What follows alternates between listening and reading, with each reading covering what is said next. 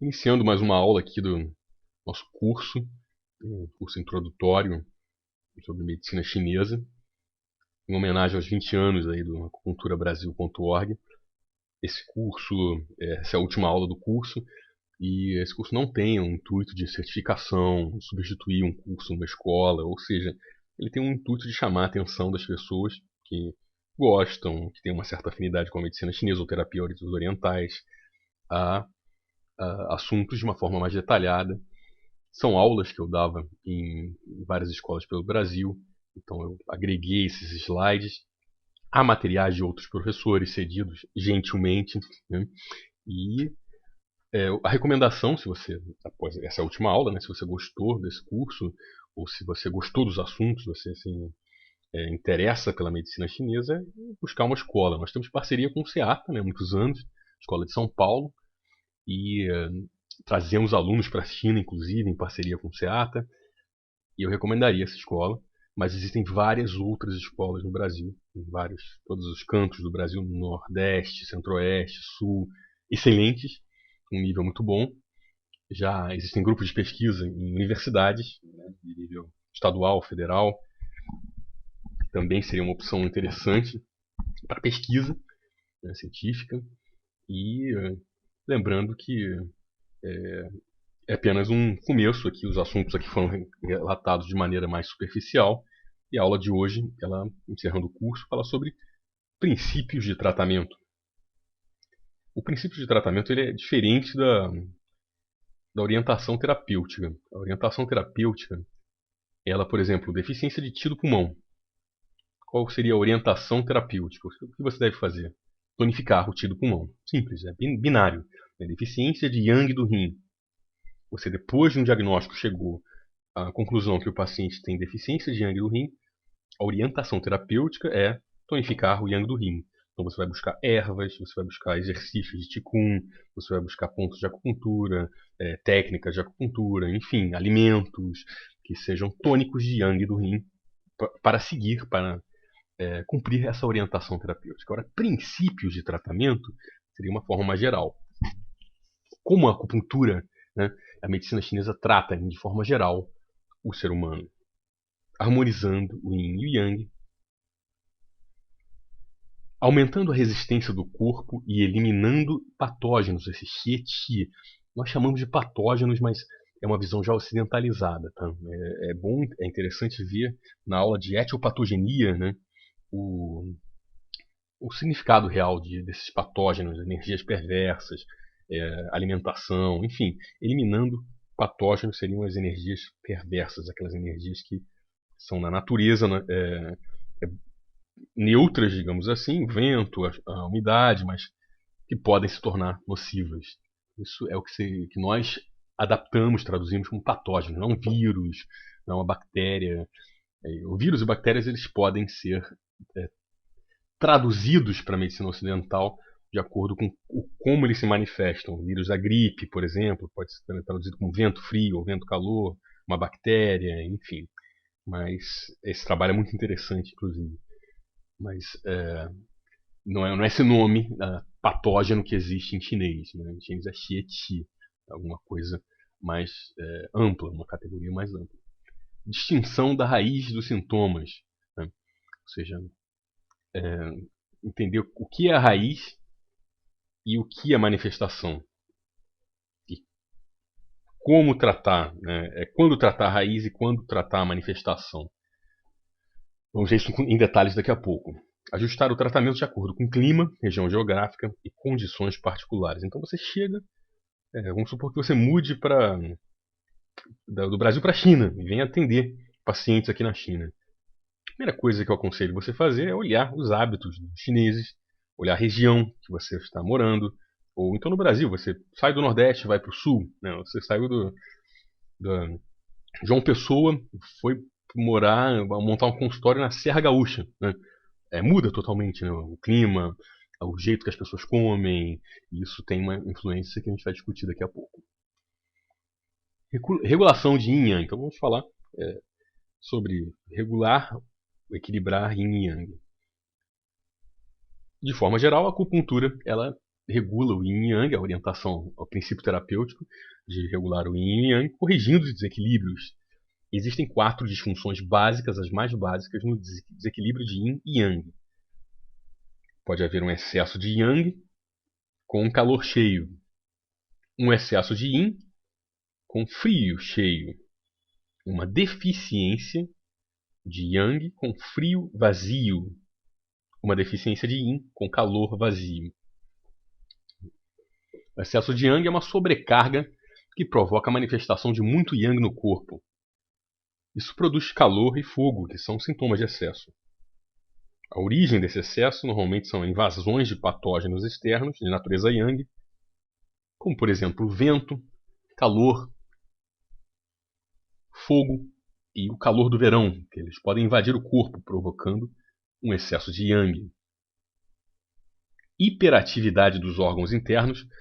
Isso pode ocorrer por causas emocionais, já foi comentado na aula de etiopatogenia, né, que é a hiperatividade de órgãos internos. Uma emoção pode causar distúrbios e atacar direto um órgão interno, causando excesso de calor, fogo.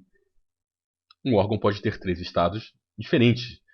Um estado normal, um estado de deficiência e um estado de hiperatividade. Essa hiperatividade pode gerar fogo, que é patológico.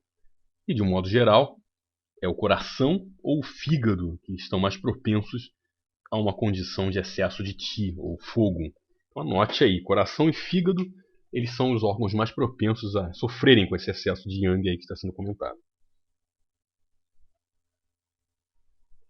Transtornos emocionais, distúrbios emocionais, especialmente raiva e irritação, como foi comentado agora há pouco, podem causar uma condição de excesso de yang. Coração e fígado são os órgãos mais suscetíveis de serem afetados por desordens emocionais, gerando a condição de fogo no coração e no fígado. O pulmão ele sofre também, intestino grosso também podem sofrer, mas é secundário. Tá? A raiz, por exemplo, do problema pode estar, ou normalmente está, em fígado e coração. Então, muitos pontos em protocolo de acupuntura, a gente está manifestando alguma síndrome de pulmão. Eu até comentei numa aula de um caso complexo de que eu tratei de uma cistite de repetição, que a moça tinha totalmente, a causa era totalmente emocional. Ninguém tinha parado. Ela tinha passado por uns 2 acupunturistas, 3 médicos, e ninguém tinha parado para pensar que fazer eu comentei isso na aula de interrogatório, porque você fazendo um interrogatório detalhado, você descobre, por exemplo, eu descobri, não foi uma coisa, uau, fantástico, que acupunturista...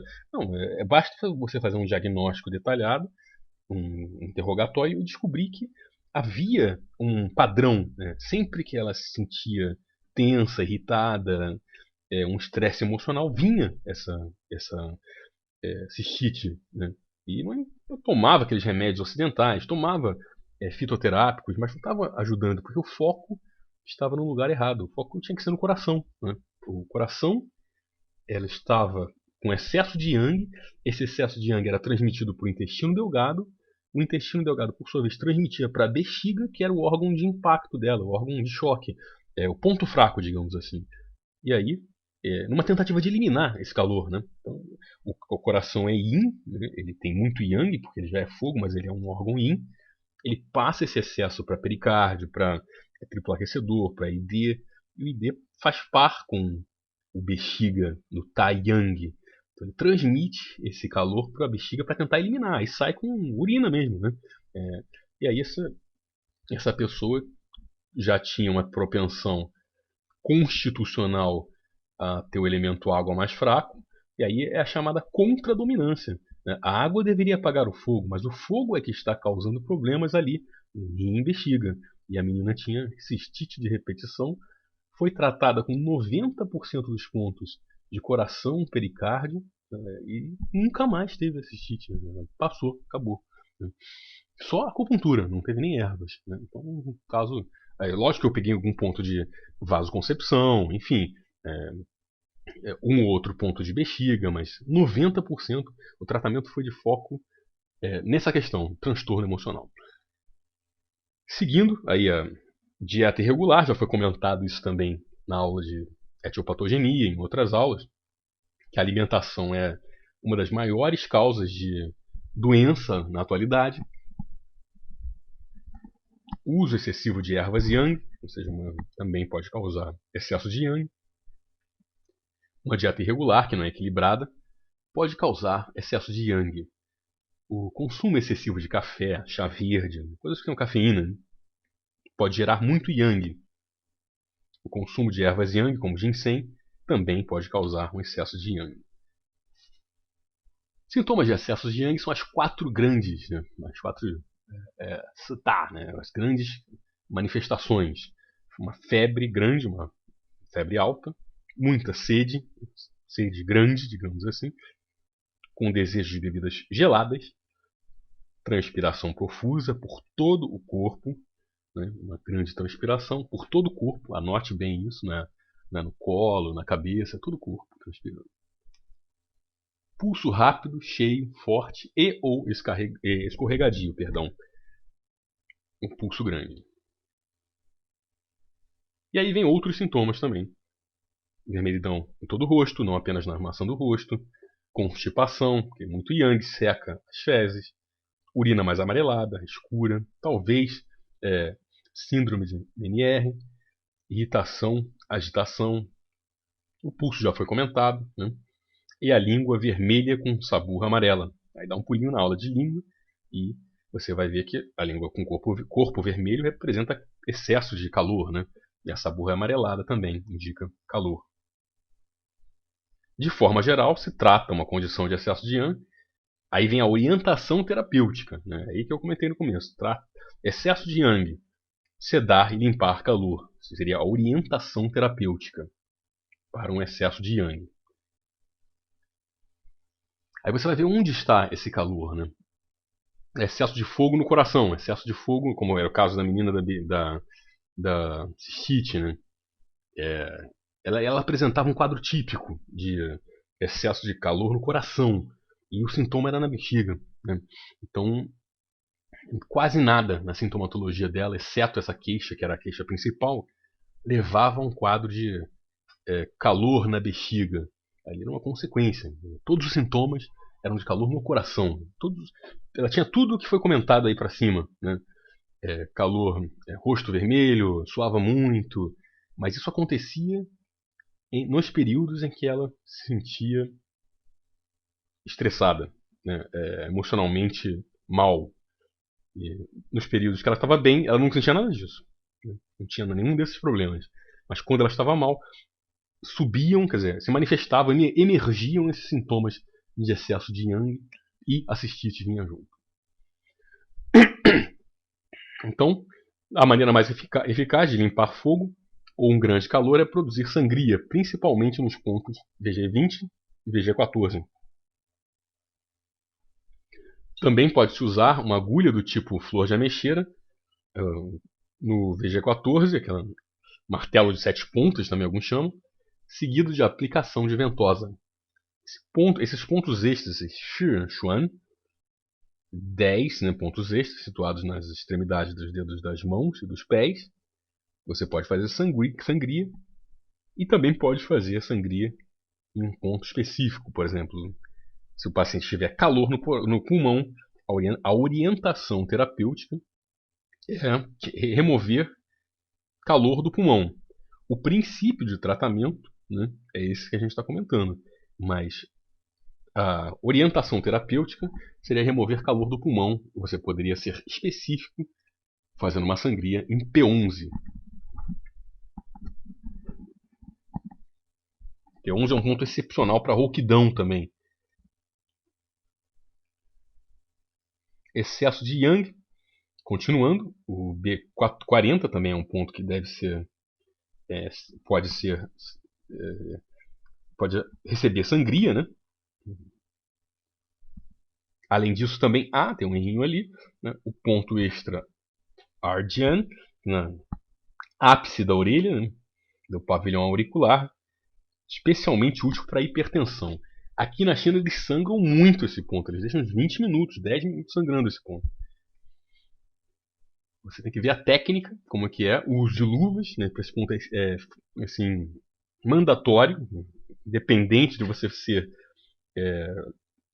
advogar o uso de luvas ou não, que isso ainda é uma questão mais polêmica no Brasil e na China, mas para essas técnicas de sangria sempre se usa luva. Seguindo aqui com mais um tipo de desarmonia básica geral, seria o excesso de yin, pode ser caracterizado como excesso de frio no corpo, né? E esse excesso ele ocorre quando há muito yin no organismo e que se expressa por sintomas de frio excessivo ou cheio. As possíveis etiologias do excesso de yin são invasão externa por agentes patogênicos de natureza yin, tá, como frio, umidade e secura. Note que esses patógenos podem invadir isoladamente ou combinados, no caso de frio e secura, e frio e umidade. Obviamente, frio, quer dizer, secura e umidade não podem se manifestar juntos, né? Fica uma coisa meio zen, né? É seco e úmido ao mesmo tempo. Então, frio e secura, frio e umidade. Ok. A dieta também contribui e muito, né, para um excesso de yin, consumo excessivo de ervas frias, medicamentos de natureza yin, pessoa que come muita salada, sorvete, iogurte, coisas frias, sabores doces, sabores azedos em excesso. Antibióticos também podem gerar frio excessivo. Muito importante, né? Antibiótico. Retenção interna de patógenos yin, ou seja, umidade, ela tende a ser mais generalizada. O fleuma tende a ser mais localizado, perdão, tem um erro de tipografia, tem vários erros nessas apresentações, eu peço perdão. Retenção de água ou edema, uma forma mais profunda de umidade e estagnação de sangue. Todos eles seriam excessos de yin. Sintomas de um excesso de yin seriam aversão ao frio, a pessoa já tem excesso de frio no corpo, não vai querer ficar no ar-condicionado, né? É o friorento, calafrios e tremores em casos extremos, edema, obesidade, extremidades frias. O aquecimento não melhora a sensação de frio nem colocando mais roupas. Umas condições de deficiência, por exemplo, uma deficiência de yang, um idoso, por exemplo, que ele tende a ter deficiência de yang, ele gosta de andar mais agasalhado e até deve andar mais agasalhado do que a média das pessoas para evitar um resfriado que pode se transformar numa pneumonia fatal, né? Um simples resfriado para um idoso pode ser fatal, dependendo de como a resistência desse corpo, vai ser comentado daqui a pouco isso, ela está. Os idosos, a energia correta naturalmente é mais, o Eiti também naturalmente mais deficiente. E aí, isso é uma condição de deficiência. No nosso caso aqui, né, você tem um excesso de yin. Então, mesmo aquecendo, mesmo tomando chá quente, o paciente continua com calafrio, tremor, dá uma aliviadinha, mas não melhora 100%. Dor em qualquer parte do corpo, com aversão ao toque ou pressão. A língua tem um corpo que pode ser normal, pode ser pálido, inchado, com marcas de dentes. No caso de uma deficiência de yang do baço, como invasão de frio, por exemplo, com presença de umidade. O revestimento será branco, gorduroso, molhado e úmido. Já foi comentado isso na aula de semiologia de língua. O pulso pode ser superficial, profundo e firme, lento e cheio. O princípio do tratamento é dispersar o frio. Há duas formas de se fazer isso. Moxa-bustão, muito comum. Use a moxa nas extremidades superiores, na parte superior das costas e na cabeça, em pontos como P7, G4, VB20, bexiga 12 e bexiga 13. Você pode usar moxa direta ou um bastão de moxa. Deficiência de yang, e aí já entra nas deficiências, né? Ocorre quando existe muito pouco yang no organismo, fazendo com que uma condição de excesso de yin se manifeste com sintomas de frio deficiente ou frio vazio. Para exemplificar essa questão do frio vazio e calor vazio, calor cheio e frio cheio, vamos dar uma pausinha aqui. Imagine duas pessoas da mesma altura. Atrás dessas pessoas tem duas cadeiras. Um homem e uma mulher, Yin e Yang, ambos têm a mesma altura. Vamos supor que a mulher, ela é Yin, né? Ela se sente em uma das cadeiras. Então o homem vai ficar aparentemente mais alto do que a mulher. É porque ela está sentada, ela está cansada, ela está deficiente. E aí o homem aparece mais, ou seja, o Yang nesse caso vai aparecer mais. Mas originalmente ele não está, o homem não cresceu, entende? Foi a mulher que diminuiu, ela sentou. Isso é o frio, ou isso, no caso seria um calor, porque o homem é Yang, vazio. Calor vazio ou calor deficiente, por quê? Porque a mulher, que é Yin, ela se sentou. Não foi o homem que aumentou de tamanho, entende? Então ele ficou aparentemente mais alto, porque ela sentou cansada. Se ocorre o inverso, ele está em pé ali, o homem resolve sentar na cadeira e a mulher fica maior do que ele, né, em altura. Mas ela não cresceu. Foi o homem que diminuiu ao ter sentado, ele diminuiu a sua altura relativa. Portanto, a mulher tem o homem tem, quer dizer, essa situação representa um frio vazio, ou seja, há os sinais de frio, como foi comentado aqui no idoso, que é mais friorento, enfim, é mais comum ver idosos mais friorentos. É porque o Yang sentou, o Yang pediu arrego, ele diminuiu, ele está deficiente. Não é porque o Yin aumentou. Agora tem a outra situação, eles continuam em pé, o homem e a mulher. Mas aí o homem resolve subir na cadeira. Ele sobe e fica em pé na cadeira. A mulher vai ficar muito menor do que o homem, porque ele subiu numa cadeira. Vamos supor que essa cadeira não é o corpo do homem. É como se fosse uma perna de pau, entende? Aqueles de circo, a pessoa andando com perna de pau, ela fica gigante, fica com 3 metros de altura. Mas tem uma coisa ali, uma perna de pau, uma cadeira. A cadeira é um agente externo. Nesse caso foi um calor externo, porque o Yang ficou muito maior, porque ele entrou alguma coisa ali, a cadeira. Nesse caso, a orientação terapêutica seria, na verdade, eu vou falar da orientação terapêutica daqui a pouco, a situação seria de um calor cheio. Ou seja, o homem ele está muito maior que a mulher porque entrou alguma coisa fora que não pertence àquele organismo, né, àquele par. E aí acontece o inverso. O homem está parado ali, a mulher estão parados no mesmo nível, cada um com seu 1,80 m ali. Aí a mulher resolve subir na cadeira. Aí a mulher fica muito mais yin e o homem fica lá embaixo. E Yang fica bem baixo. Mas esse yin, a mais que ela pegou, é de uma cadeira. Ou seja, ela ficou mais yin por conta de alguma coisa de fora. A invasão dos agentes patógenos. É isso que eu quero dizer. Frio cheio, nesse caso. Né? E no outro caso seria o calor cheio. E no caso aqui desse slide, a deficiência de Yang ela vai levar a um frio, né, vazio, como foi comentado. Ou seja, a mulher sentou.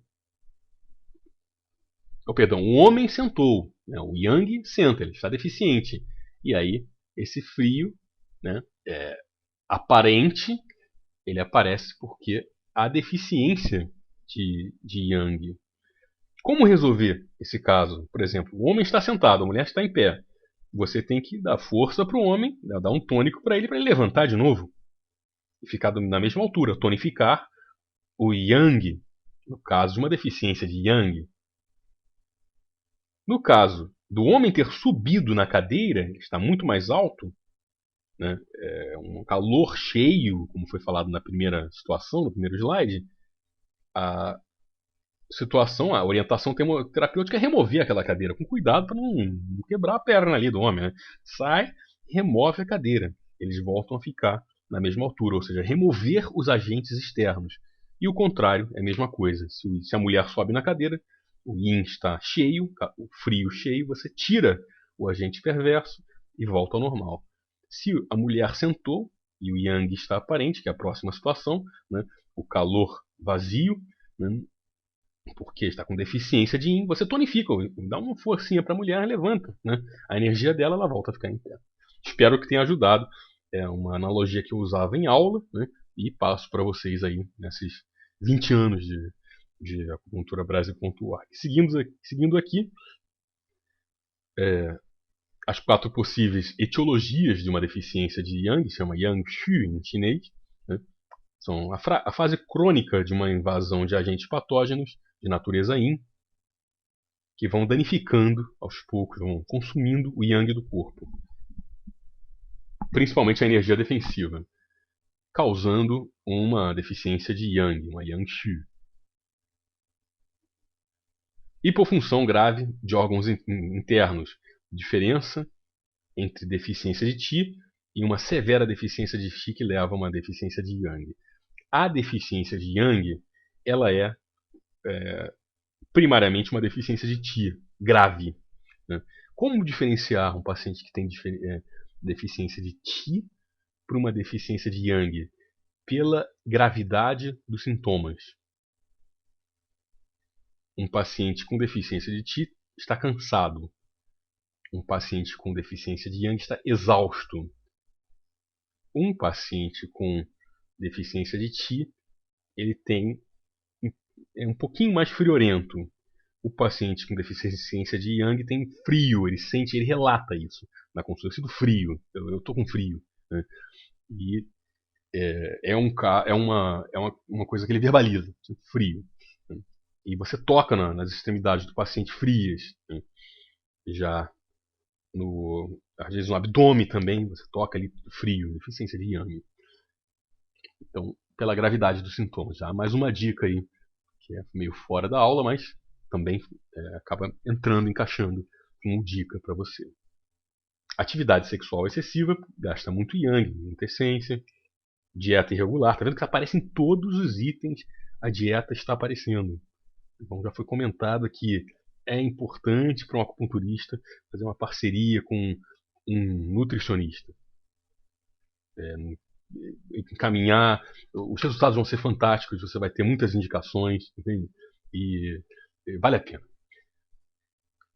O consumo a longo prazo de ervas ou medicamentos frios, antibióticos e quimioterapias também, vários tipos de quimioterapias também são terapias frias. Sintomas de uma deficiência de Yang, rosto pálido, calafrios que podem ser aliviados por calor, nesse caso, né? Você aquece o paciente, melhora. Uma dor fria em qualquer parte do corpo, desejo de se aquecer, aversão ao frio. O idoso, né? Não vou sair não porque é muito frio, tem medo de pegar uma friagem. Aversão, às vezes não está tão frio, mas a pessoa tem medo de pegar uma friagem, né? E adoecer. E ela aconselha, inclusive, os netinhos, né? O netinho cheio de energia Yang, ele não vai pegar friagem, mas o vovô, né, vai já dá uma lição de sabedoria. Um dia você vai ser velhinho, né? Então já aprende a preservar o seu Yang, seu Yang, evita a friagem. Porque mesmo sendo jovem, né, você toma uma friagem, o seu Wei Qi ele aguenta, mas vai desgastando, vai desgastando. É o envelhecimento precoce. Portanto, sigam as dicas do vovô e da vovó, né? São muito importantes essas dicas aí. Com moderação, é claro, não precisa ser tão radical. Extremidades frias, como foi comentado aqui. O paciente não sente sede. O pulso ele é profundo, indicando uma deficiência interna, né? Problema interno. Fraco, deficiência. E lento, indicando frio. Então, o pulso profundo indica um problema interno. Fraco indica uma deficiência. E lento indica frio. O contrário é para o calor, tá? E superficial. O pulso superficial indica um problema externo. O pulso forte indica um excesso. E o pulso rápido indica calor. Já foi comentado isso na aula de pulsologia aqui. O corpo da língua é pálido, inchado e com revestimento molhado ou úmido. O tratamento, como tratar uma Yang Shu, uma deficiência de Yang, tonificando e aquecendo o Yang, usando o monchabustão nas extremidades da parte inferior do corpo, na parte inferior das costas, o abdômen. Ali tem pontos importantes e nesse caso não é necessário fazer mocha em Pai Hui, no VG20, em pontos mais superiores. No estômago 36, R7, já ajuda bastante. Pode-se usar técnica de agulha aquecida, moxa com camadas de papel ou sal no umbigo e etc. Deficiência de yin seria o caso da mulher, o homem e a mulher estão em pé e a mulher senta. Se a mulher sentou, o homem vai ficar mais aparente. Portanto, já na sua cabeça, você já pensa, o homem está mais aparente, o homem é yang, então o calor vai ser um calor aparente. Um calor por conta do vazio. Por isso que ele chama calor vazio. Ele está acontecendo porque há um vazio. Vazio de quem? De yin. Né? A mulher sentou. Então a orientação terapêutica, tonificar o yin. Yin Xu ocorre no corpo quando há muito pouco yin, causando uma condição de excesso relativo de yang, que se manifesta com sintomas de calor deficiente ou vazio. Há 4 possíveis etiologias do Yin Xu, como se segue agora. Uma condição crônica de doença por excesso de yang, que vai consumindo os líquidos orgânicos. Né? Aquele calor vai consumindo os líquidos orgânicos. Uma doença yang provoca sudorese. Esse líder não tem nada a ver, aí entrou de gaiato, né? E levando à perda de líquidos e, portanto, à perda de yin. E excesso de trabalho, especialmente à noite, ou seja, o yin é regenerado durante a noite quando você come, quando você dorme. Estou pensando aqui em pessoas que comem também muito tarde, isso também danifica o yin, mas aqui no caso é dormir. Se alguém trabalha durante o período regenerativo yin, então essa pessoa tende a danificar o yin do corpo global. A atividade sexual excessiva, você vê que ela afeta tanto o yang quanto o yin. Daí é que existe, por exemplo, uma fórmula chamada o Jingwei Shenchuan, que ele tonifica tanto o yin quanto o yang do corpo. E também é chamado de Sexton Pills, né? No Ocidente. Seria uma espécie de Viagra, né? E ele tem o poder de tonificar tanto yin quanto yang do corpo. Jingwei Shenchuan. Consumo a longo prazo de ervas ou remédios yang, consumindo fluidos corporais, causando pele seca, sede, perda de cabelo, pele seca, muito comum em idosos esse quadro, muito comum. Aqui na China eles costumam, já nos 50 anos, começar a fazer uso do ginseng siberiano, né? O Xianshen, que eles chamam. Esse ginseng siberiano. É um tônico, ele é um ginseng, mas ele não é um ginseng vermelho coreano, que é tônico de yang. O ginseng siberiano, ele tonifica o yin do corpo. Há outras ervas aqui que se usam também são grandes tônicos de yin, né? Mas esse ginseng siberiano é muito usado aqui na China. Inclusive, você vai em farmácias, supermercados, inclusive, se vende essas ervas, em embalagens especiais para presentear idosos, né? Pessoas idosas. Às vezes você vai visitar um parente, ou um amigo mais idoso, um professor, e você leva, né, ele cortadinho em rodelinhas, e você leva para presentear, agradar ali o idoso. Uma forma de desejar longevidade. Sintomas de uma deficiência de yin. Lembrando que é o caso da mulher que sentou ali. Ela estava da mesma altura, ela tem 1,80 m, mas ela sentou numa cadeira e o homem ficou aparente, o yang está aparente. Portanto, você deve tonificar o yin. Os sintomas são sudorese noturna, é um sintoma de calor, né? Suando, mas é um calor falso, né? Porque o yin está deficiente. Nesse caso, a vermelhidão é só na bochecha, né? O rubor malar. Às vezes o paciente não tem vermelhidão, mas ele relata uma sensação de calor nessa região. Às vezes ela não é visível, a vermelhidão, mas o paciente fala assim, às vezes, mais ou menos 5 horas da tarde, eu sinto um calor nas bochechas, no rosto, principalmente na bochecha, nos 5 palmos, como vai ser comentado aqui, suores quentes, uma sensação de febre, ou mesmo febre baixa, ocorrendo regularmente nas tardes ou noites, calor nos 5 palmos, essa é uma sensação quente nas palmas das mãos e nas solas dos pés, sede noturna, língua com um corpo pequeno e vermelho com rachaduras, o revestimento é escasso, fino, descascado ou ausente. Pulso fino, fraco, rápido e pode ser profundo ou superficial. O tratamento é nutrir ou tonificar o yin. Os acupontos em geral incluem R3, R6, R1, baço pâncreas 6, que é um ponto de encontro entre os 3 meridianos yin. O nome dele já dá a dica, é San Yin Jiao. Jiao é de cruzamento, Yin é de Yin Yang e San em chinês é 3. Então, cruzamento dos 3 Yin, fígado, rim e baço. BP52, bexiga 52 e bexiga 43. Desculpe, está chegando a hora do almoço aqui na China. Note que o R1 trata calor deficiente, enquanto o VG20 trata excesso de calor. Mais um tópico, saindo desses 4, né, iniciamos um outro tópico que é fortalecer a resistência do corpo e eliminar patógenos. A habilidade do corpo para resistir à doença e eliminar patógenos depende daquele Jian-Qi, a aulinha de substâncias fundamentais.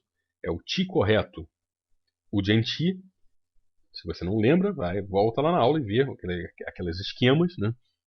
É uma combinação de Wei-Qi, sangue, constituição do corpo, líquidos corporais, tecidos corporais e essência, o Jin. O termo agente patológico acima é relativo. Já foi comentado aqui algo que só se torna um agente patogênico quando afeta negativamente o corpo e provoca doenças. Patógenos podem surgir a partir de 3 fontes. Uma fonte externa, as 6 energias perversas, como já foi comentado aqui, as 7 emoções, como já foi comentado também, com ênfase aqui no caso de cistite, elas atacam os órgãos internos diretamente sem um período de incubação.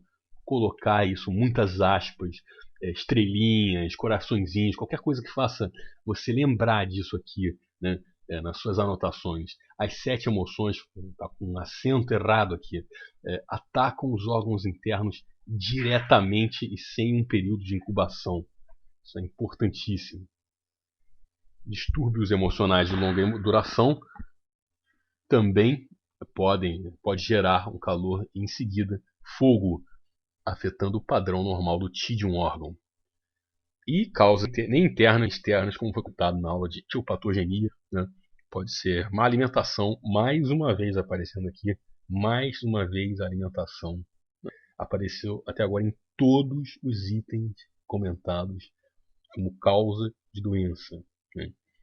Excesso de trabalho, picadas de inseto, mordidas de animais, acidentes, lesões esportivas, sono inadequado ou muito sono, exposição a produtos químicos, poluentes, radiação, aditivos químicos na comida.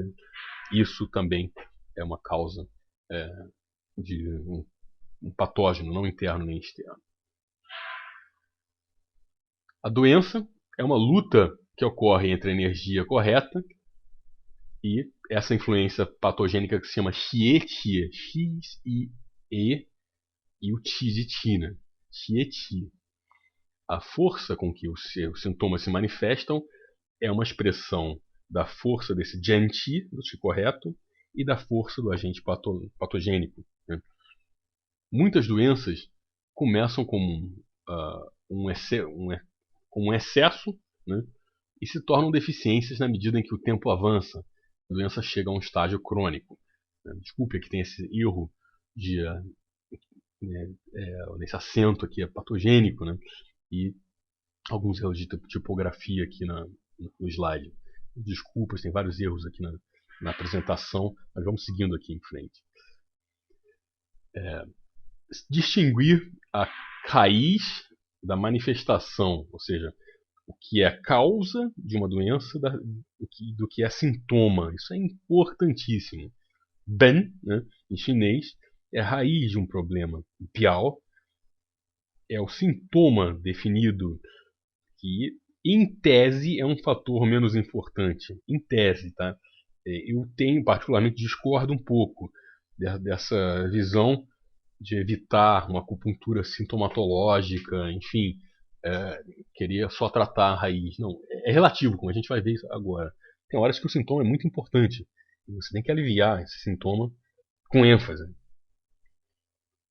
Com isso em mente, é importante distinguir causa dos sintomas, né, e sinais da doença. Quando uma doença está em fase aguda ou de emergência, a orientação, como eu acabei de comentar, é tratar o sintoma. Ou seja, o paciente está explodindo de dor de cabeça.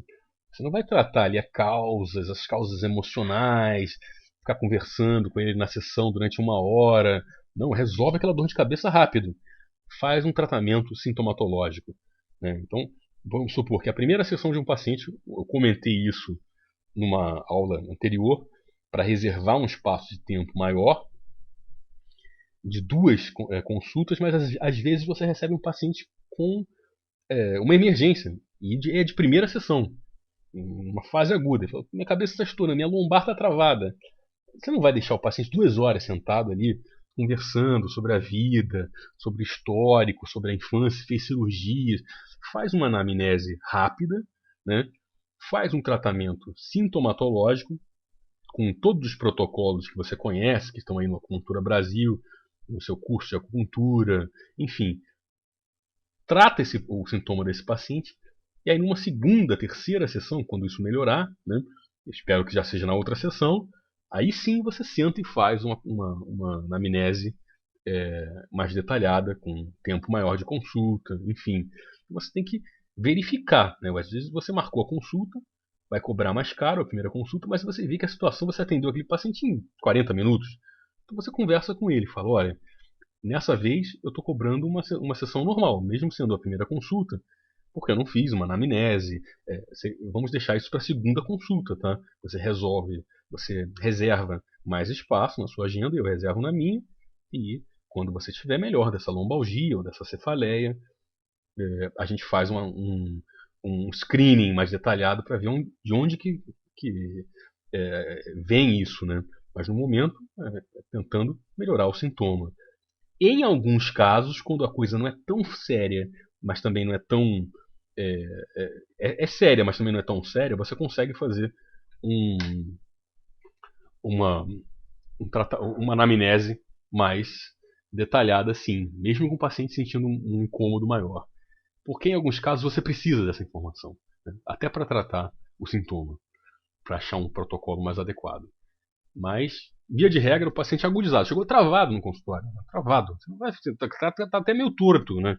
Você, não, vamos conversar aqui sobre a sua infância.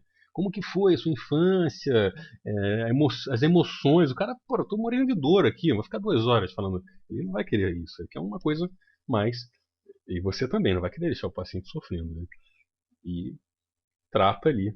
E, num segundo momento, busca a, a raiz aqui. A situação 2, quando uma doença é crônica, a grande maioria dos tratamentos por acupuntura no Brasil, eles pegam um paciente nessa fase, porque ele já tentou ir ao médico, às vezes está fazendo uma fisioterapia, mas a coisa não está evoluindo como ele gostaria, então ele está buscando uma coisa a mais, ou não evoluiu, né? Então já está crônica. Aí tratar a raiz. Quando não há nenhuma emergência, e sem risco para a saúde do paciente, é importantíssimo isso. Você pega o paciente numa crise de hipertensão, manda ele para o médico, posto de saúde. Você toma a pressão do paciente, o paciente chega com cefaleia na sua clínica. A primeira coisa que você vai fazer é tomar a pressão do paciente, né? Ver como é que está a pressão arterial. Se ela estiver alta, encaminhar direto para um posto de saúde, direto, não fazer acupuntura. O que você pode fazer é, durante o trajeto, já é uma emergência. Ele, é, é, a manifestação é uma cefaleia, mas é uma emergência clínica. Você está com um paciente hipertenso, é 20/10 a pressão dele.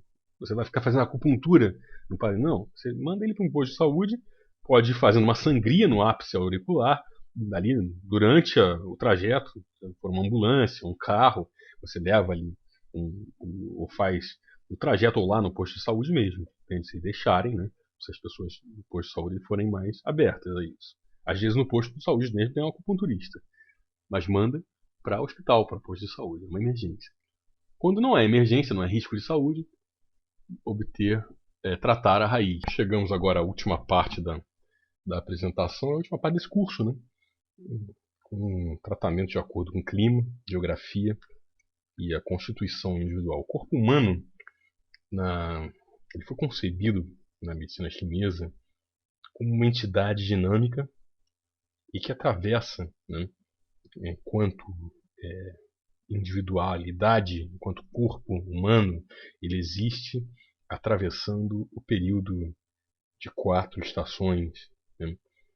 Capítulos 1, capítulos 2 capítulo 1 e 2 do Neijing, o Suen, né, logo na entrada do livro, capítulo 2 principalmente, ele comenta de preceitos éticos que um ser humano deve seguir para alcançar a longevidade. Uma das metas do ser humano, isso é um assunto avançado, espero que seja de interesse, né? Mas eu coloco aqui o curso básico na esperança de que você tenha um interesse em correr atrás. Né? Um dos preceitos da medicina chinesa, mais fundamentais, ele está enraizado no taoísmo. E o taoísmo ele idealizou um corpo humano, um ser humano, né? Num conceito chamado Zhen Ren, né? O homem, o ser humano verdadeiro, o ser humano realizado, o ser humano transformado, que é um estágio que se alcança após muitas práticas, muitas transformações. E não basta apenas você alcançar, você tem que se manter nesse estado. E isso implica uma série de ações, né? Sejam elas na sua dieta, na sua forma de viver, na sua postura em relação ao meio ambiente. E essas formas, essa ética, ela implica num favorecimento para esse corpo, né?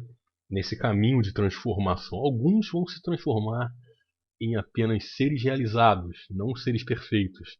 Alguns vão se transformar em grandes homens, né? Mas não alcançam a imortalidade, né? Digamos assim. E seria a meta final, né, do taoísmo, dessas correntes taoístas que influenciaram a medicina chinesa.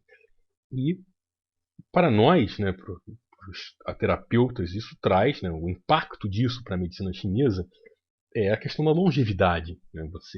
A gente sabe que até hoje, pelo menos, né, comprovadamente, pelo menos, não existe um ser que esteja vivendo desde a dinastia Han, por aí. Né? Pode haver questões da energia desses seres estarem presentes de uma forma consciente, talvez, né? Ou isso seja apenas uma metáfora usada pelos taoístas para longevidade. Né? A imortalidade. Lembrando que naquele tempo a expectativa de vida girava em torno de 40 anos. Uma pessoa com 40, 50 anos, né, naquela época, já estava condenada ao fim. Né? Por questões de higiene, saúde pública eram diferentes, né? Pestilências, enfim, para o povo, eu falo para o povo, né? As pessoas ali, pobres, uma expectativa de vida baixíssima, né? Baixíssima. E isso reflete o que um ser humano com 80, 90 anos, naquela época, é praticamente um imortal. Uma pessoa que conseguiu uma grande realização. Quando a média da população vive 35, 40, você chegar a 90, você praticamente dobrou o tempo de vida. Você está vendo o dobro do que seria como hoje, com uma média de 70 anos, uma pessoa chegar a 140 anos. Ela é um recordista, um campeão. Né? Ela merece ser estudada, ela merece ser investigada. Enfim, por isso a questão da importância de você estudar e adaptar essa volta toda que eu dei, né, os seus tratamentos às estações do ano. Né, elas favorecem a longevidade, né, práticas que favorecem a longevidade. Então, a energia na primavera, por exemplo, ela tende a ir para cima. Se o Qi sobe em demasia, né, isso provoca dores de cabeça. Há mais casos de calor no coração, e faltou uma vírgula ali, problemas de dermatite na primavera e no verão, especialmente no verão. Equilíbrio, o balanço, faltou um, desculpe aí, vários erros nessa apresentação, balanço do Qi do alto e baixo, praticando Qigong, ou recebendo acupuntura preventivamente. Então, pelo menos aqui na China, eu vejo, inclusive, é, muito difundida a questão da alimentação, né, como profilático, uma alimentação adequada. Está na moda, inclusive, aqui na China. Você vai em determinados shoppings, tem lojas específicas. Dentro dessas lojas, como uma loja de conveniência, tem chás para primavera. Chás, medicina chinesa, tá? Composto com ervas de medicina chinesa. Chás para primavera, chás para o verão, chás para o inverno. Packs, embalagens com alimentos prontos, com as ervinhas prontas e as dosagens todas prontinhas, para você fazer uma sopa com aquilo para o inverno, para o verão. Basta colocar aquilo ali na água, deixar. Inclusive existem aparelhinhos já que já fazem. Você programa aquilo, deixa os ingredientes dentro, já sai a sopinha, sem você precisar ficar ali em cima. Vai trabalhar, quando volta a sopa está pronta. Você programa começar daqui a 6 horas a cozinhar e cozinhar durante 1 hora. Quando você volta do trabalho já está pronto. Então muita facilidade aqui na China. O Qigong, que você vê muito, né, as pessoas praticando.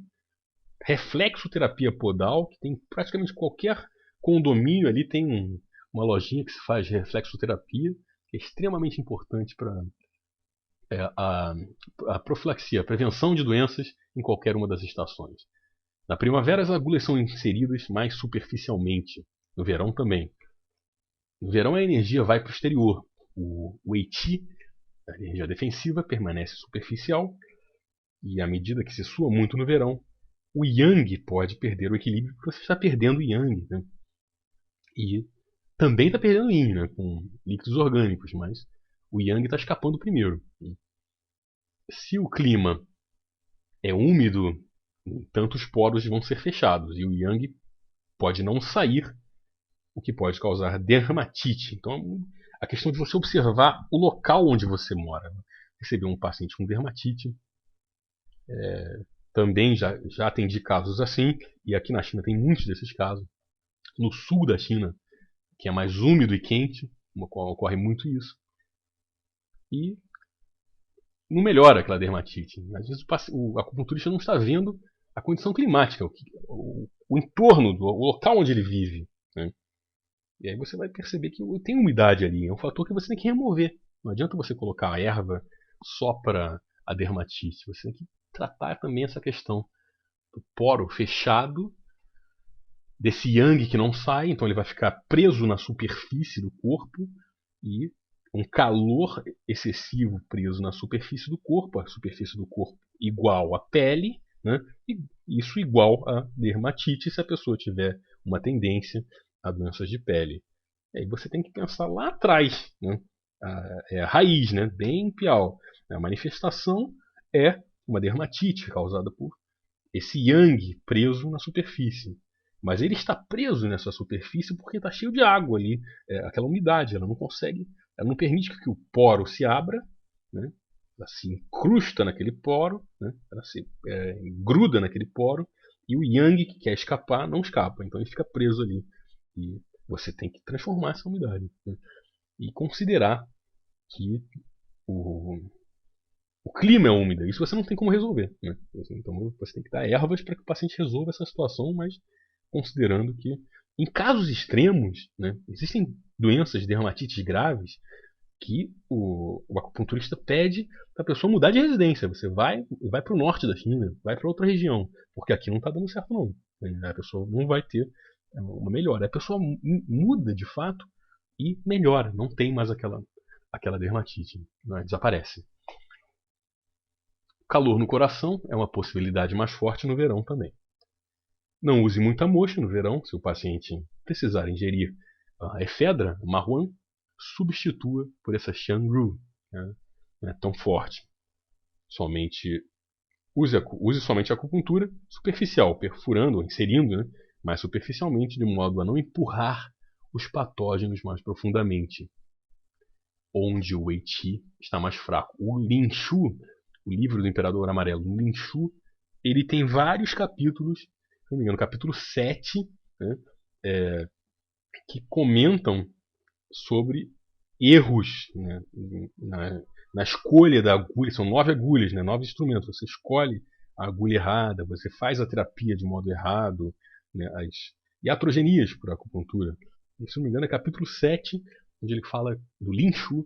Ele fala isso com bastante ênfase, ele enfatiza isso. Está presente em vários outros capítulos, mas no capítulo 7, se não me engano, né, ele comenta isso diretamente. No outono, a energia desce. Quando se dirige para baixo demasiadamente, pode causar diarreia. Lembra que outono tem pulmão, intestino grosso também, né? Depressão, pulmão aí, né? E as pessoas tendem a perder mais cabelo no outono, pulmão, pele, cabelo, pelos do corpo, lustro nos pelos, né? Vitalidade nesses pelos. Equilibrar essa tendência novamente usando acupuntura ou Qigong, o Qigong, como chama. Você pode inserir a agulha mais profundamente no outono e usar um pouco mais de moxa-bustão. No inverno, a energia se volta para dentro, causando mais casos de asma ou chiados no pulmão, especialmente quando os pulmões são expostos ao ar frio, né, fora, né, de ambientes fechados, e casos mais graves de depressão. O pulso é mais profundo no inverno, naturalmente mais profundo. Isso é muito importante. No verão ele é naturalmente mais superficial. Na primavera ele é naturalmente mais tenso. Isso já é um assunto avançado, tá? Mas a gente pelo menos introduz isso aqui para que você saiba. Cada estação do ano o pulso muda, a energia do corpo muda. Ela se adapta àquela estação do ano. O corpo não é uma entidade separada da natureza. Ele está interagindo ali com a natureza. Então, isso é extremamente importante. Então, aí foi falado que o pulso no inverno é mais profundo, né? Você pega um paciente, o pulso profundo não é patológico naquele caso, né? Ele está no inverno, então é natural que a pessoa fica mais dentro de casa, se encolhe mais, o pulso também encolhe, a energia encolhe. Ela dá preferência para aquecer os órgãos internos, as extremidades às vezes ficam mais frias do que o normal em pacientes que têm deficiência de Qi, eles vão sofrer mais. A agulha, voltando aqui, pode ser inserida mais profundamente e é possível fazer uso frequente de moxa no inverno. Evitar sangria nesse período como uma regra, pois isso pode perturbar o Qi. E finalizando, né, a apresentação, o acupunturista deve estar ciente de como é o clima e suas variações no local onde ele trabalha. Há locais que são mais secos, outros mais úmidos, cidades em que chove mais, outras em que venta muito. Tem que levar em consideração isso, né? E como isso está afetando determinados pacientes. Em alguns não afeta nada, né? Em outros afeta muito, como foi o caso da dermatite comentado aqui. A umidade que impede o yang de sair do corpo. Considerações individuais, para fechar aí o nosso curso. Crianças e adolescentes têm o yin ou yang mais puro, uma constituição normalmente é mais boa, se ela não tiver nenhum problema congênito, né? Menos distúrbios emocionais, apesar dela ter uma sensibilidade emocional muito grande. Eu já diria que esse tópico é relativo nos dias atuais, né? Menos distúrbios emocionais é relativo, eu particularmente não concordo tanto. Essa é uma situação ideal, né? Uma família feliz, num ambiente que não tenha tiros, não tenha balas perdidas, não tenha policiais ou bandidos corruptos ameaçando aquelas pessoas, reprimindo. Depende muito do ambiente em que você trata e onde esses pacientes vivem, né? Então você pega pacientes pediátricos que têm estresse pós-traumático, têm problemas emocionais gravíssimos, e você olha o ambiente onde eles vivem, muitas vezes, mesmo sendo pacientes de classe A, e moram em condomínios fechados, mas a família é extremamente desorganizada, brigas entre os entes, emocionalmente a criança já está destruída, né? Condição ideal, falando aqui. Doenças individuais, normalmente simples, caso não tenha um problema congênito, né? As doenças são geralmente do tipo de excesso, isso é comum, né? E frequentemente síndrome de calor externo, né? Típica. Já foi estudado aqui, não vou repetir. Adultos têm frequentemente combinações de excesso e deficiência, idosos também, né? E se manifestam em doenças mais complexas e a questão emocional também, ali a partir dos 35, 30 anos, ela começa a ficar também mais complexa. O idoso geralmente tem a constituição física mais fraca, estão mais sujeitos à deficiência do que excesso, e eles têm pouca resistência, portanto, pouco lutam, entre aspas, quando um ataque de patógenos ocorre. Então, é fácil um idoso morrer por um simples resfriado, que começa a vir uma pneumonia. O corpo não está lutando mais. Né? Ele não tem Wei-Qi, não tem Yang. Né? Já anda, a pessoa que tem Yang, ela anda rápido, ela tem mais vitalidade. E uma pessoa sem Yang, ela já está mais devagarzinho, sobe a escada mais devagar. Um idoso, né? 80, 90 anos, na grande maioria, né? Estão nesse estado. A ausência de sintomas em idosos não necessariamente é um bom sinal. Pode ser que a energia perversa já tenha entrado e está atacando diretamente um órgão e aí, quando ataca, o idoso já morre de vez, já entra em óbito ou vai para uma emergência. Né? Pacientes do sexo masculino têm, ou seja, no homem o rim é o órgão mais importante. Os homens tendem a ter mais problemas com calor, menor tolerância à dor. Você vai perceber isso na própria acupuntura. O homem reclama mais. Essa agulha aqui tá doendo. Às vezes é uma picarinha, né? Mas ele, ai caramba, será que você colocou direito aqui, doutor? Tá doendo demais essa agulha. Uma mulher que está preparada para o parto. E, às vezes você pega um cara que é atleta de karatê, de MMA, aí você bota uma agulha ali no G4, o cara já tá aquele tamanho fortão, toma paulada, abre o supercílio, mas entra uma agulha de acupuntura, cara, pô, doutor, tá incomodando isso aqui, eu tô até assustado, hein? Você, nossa, né? Então, certas situações, né, o homem tem menos tolerância à dor. E o Qi, o Yang Shu, né, tem tendência a ter mais deficiência de Qi, deficiência de Yang, que podem se manifestar como impotência sexual, ejaculação precoce. E, obviamente, problemas de próstata só o homem vai ter, né? Porque só o homem tem próstata. Muitas vezes isso é devido à deficiência de Qi do rim, causando hiperplasia de próstata, uma próstata largada, e incontinência urinária, e frequência de micção aumentada. Na mulher, o fígado é o órgão mais importante. Elas tendem a ter problemas mais relacionados ao frio, melhor tolerância à dor do que os homens, o parto natural. Uma dor de parto natural é uma dor que a mulher aguenta, né? E é uma dor muito forte, mas é uma dor que a mulher aguenta. Há mitos em cima disso também, né? Que o corpo da mulher já vai se preparando para viver aquele momento, com hormônios, enfim, e que o homem não tem, não expressa esses hormônios. A mulher tem a questão da menopausa, que normalmente é expressa com sintomas de deficiência de yin, de sangue e de essência. Né? Esse E aqui não tem, é Xue, perdão, é Xue, Xu está separado aqui, mas é Xue de sangue, esse Xu é deficiência, já percebeu? Há uma tendência a mulheres sofrerem mais com problemas de periartrite, né? O ombro congelado, né? A articulação do ombro ali, transtornos menstruais e estresse, problemas emocionais que estão relacionados ao fígado. Eu não concordo tanto com essa questão de estresse e problemas emocionais relacionados ao fígado sendo mais importante nas mulheres. Eu acho que isso aí já é uma visão um pouco sexista. Né? Você vê homens com problemas extremamente graves, emocionais, de estresse, e mulheres aguentando ali o tranco muito melhor às vezes. E homens com o fígado totalmente arrasado. E é certo que o fígado é um órgão de impacto em certas mulheres. Um problema que comparando com outras mulheres, né, seria bem processado. Naquela mulher não acontece isso e desanda mais rápido do que mulher em um homem, enfim. Mas você vê, sim, hoje em dia, homens nessa questão. Aqui não se aborda, né, aqui se faz uma divisão mais tradicional, né, de sexo masculino e feminino. Não se aborda questões como, por exemplo, transgênero, né?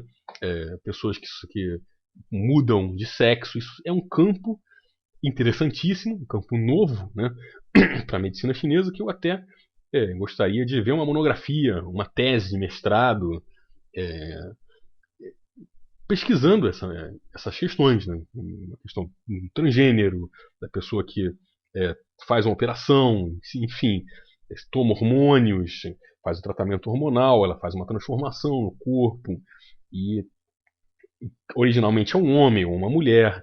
Isso não tem muitos estudos em medicina chinesa, modernamente, comentando sobre o impacto, né, dessas questões num transgênero, numa pessoa que fez a troca ali do gênero e recebe tratamentos hormonais, recebe tratamento psicológico, enfim, se isso tem impacto em fígado, se isso tem impacto em coração, ou seja, individualizar a questão, como aqui se falou, de masculino, feminino, mas e como acontece isso uma pessoa que originalmente é feminina, né? Ela nasce, né, nesse gênero, mas ela se transforma, que hoje é possível, para esse gênero aqui, né? Isso não tem estudos ainda, não tem uma coisa. Então deixa a dica para você. E como acontece no contrário, uma pessoa que nasce aqui nesse campo e ela se transforma com a ajuda de hormônios, cirurgia, tratamentos psicológicos, ela passa a ser desse campo aqui, né, no feminino. Casos de pessoas que são hermafroditas, né, que elas nascem com a genitália, muitas vezes feminino, masculino, enfim. Aqui tem uma divisão muito delimitada entre yin e yang, mas hoje em dia você tem a transição. O ser humano ele consegue transitar. Ele vem yin e ele pode ir, né, para morrer. Ela nasce uma mulher e pode morrer um homem, né, um sexo masculino, transgênero. Isso é importantíssimo de ser estudado para que você pode receber pacientes, obviamente são seres humanos, você pode receber no seu consultório e você tem que pensar como tratar, né? É uma questão interessante e complexa. A constituição corporal, né, o tipo constitucional é determinado por aspectos yin e yang, bem como os 5 elementos. Não vou comentar isso. Existe uma série de DVDs do Dr. Wu, do Quan, que fala especificamente sobre os tipos constitucionais, né? É uma teoria que foi trazida para o Brasil por coreanos, né? E o Dr. Wu também divulgou, um dos primeiros divulgadores, e é um assunto mais avançado. Cada tipo constitucional tem um comportamento, um corpo, uma tendência a ter um corpo, partes do corpo mais diferentes do que o outro tipo, comportamental também, deficiências, enfim. Isso fica para assuntos avançados. E o estilo de vida, cultura, né? Muitas doenças que os adultos sofrem são devido a desequilíbrios no estilo de vida, que então geram reações emocionais de estresse, pressão alta, diabetes, colesterol elevado, estresse, né? Além disso, pessoas que trabalham em turnos noturnos ou apenas tendem a ser notívagos, né, sofrem deficiência de yin, como eu comentei ali num trecho dessa apresentação. Até foi uma entrada errada, eu ia falar de dormir e eu estava pensando em comer por conta dessa questão. Pessoas que comem à noite, né, muito tarde, né, fazem refeição lá pela meia-noite. Eu trabalho à noite, precisam comer ali. Às vezes é uma pessoa que trabalha no metrô, fazendo manutenção. Às vezes é uma pessoa que trabalha com segurança e precisa passar a noite em claro. Pessoas que trabalham na noite, em boates, um DJ, uma dançarina, enfim, um barman. E você recebe essas pessoas no seu consultório, né? Você tem que pegar e saber como tratar e ter ciência de que isso provoca, assim, determinadas tendências aí a deficiências. Termino aí o nosso curso básico de sobre medicina chinesa, agradecendo você essa audiência, me desculpando por vários erros de tipografia, acentuação, a minha pronúncia. Eu já aproveito para fazer esse curso agora, né? Porque daqui a 10 anos, se eu continuar aqui na China, aí meu português já vai ter ido embora de vez, né? está muito complicado ainda nessa altura do campeonato aqui falar o português, depois de tantos anos morando aqui na China, ouvindo só dialetos. Eu morei 3 anos no interior aqui da China e você ouve nem um mandarim eles falam dialetos. E eu peço desculpas por isso, mas a melhor das intenções, comemorando aqui os 20 anos do site. Espero que você um dia venha aqui na China, me relate. Pô, eu assisti aquela série vai ser uma alegria muito grande, né? Como já teve um caso de uma pessoa que falou que começou a acupuntura por conta do site e hoje já tem consultório e tal. Ele veio para a China, né? Aprimorar os estudos dela. E eu agradeço você. Qualquer dúvida, qualquer sugestão a mais, por favor escreva, entre em contato e vamos seguindo aí nesses 20 anos do acupunturabrasil.org. Espero que nós todos tenhamos saúde para mais 20, mais 40, mais 60, enfim, longevidade é o que mais importa. Mas fica aí essa mensagem e esse agradecimento a você. Grande abraço, eu sou Efraim Ferreira Medeiros, fundador do acupunturabrasil.org, webmaster, faz tudo, né? Tento dar uma de diretor ali de programas de rádio, de televisão, da acupunturabrasil.org, mas com muito carinho e muita satisfação para vocês aqui direto da China. Um abraço, muito obrigado novamente. Tchau.